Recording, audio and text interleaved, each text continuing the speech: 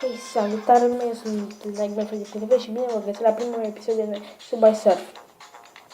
După cum vedem, nu am la cum am avut la celelalte chestii, care am încercat să le filmez cu disperare. Am lag, dar pot să joc. Sau...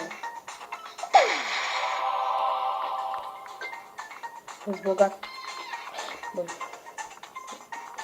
Am scăpat de poliție și se pare că nu știu de mare lag. Acum cum să mă lovesc de toți. De toate de primul stâlp.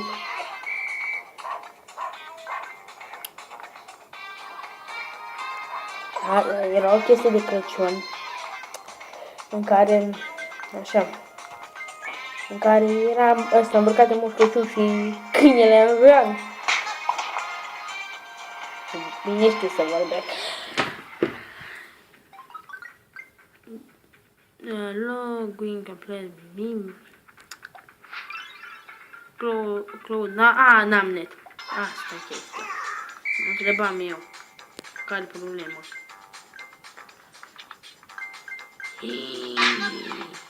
Da, prost mai ești.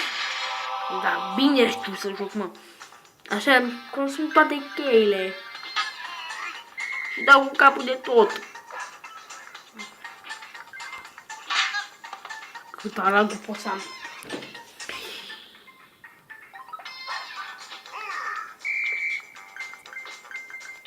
Se vede. Dacă du-te dracu.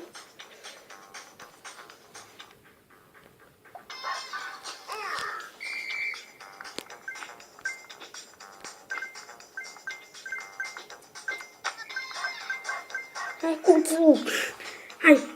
Hai cuțu! Hai pe bune, zici că e la majoretă. Am ratat magnetul. Dacă luam magnetul, mă scăpam de tâmpit. Nu mă scăpam. Da, mă scăpam de tâmpit, că puteam să iau pe orice rută, ca să am bani.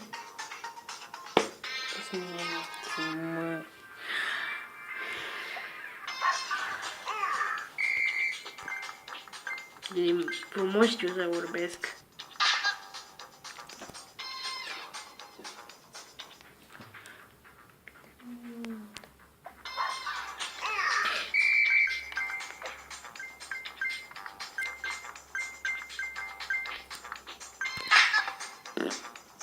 Robi bine știe să joace.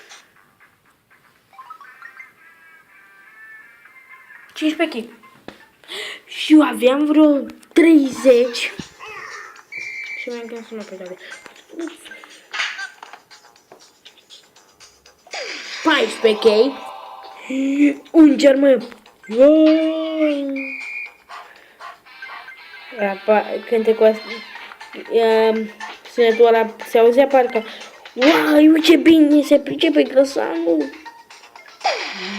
Hai, 12 kg. Pe măta.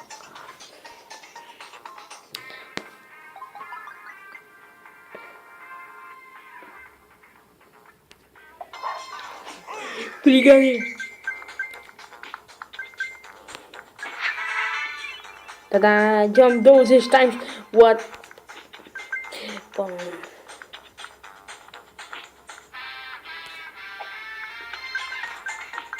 Dar știu bine. Știu să joc.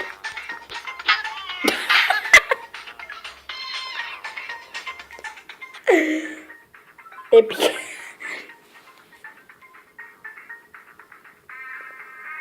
Patru minute. Băi, încheiem aici episodul.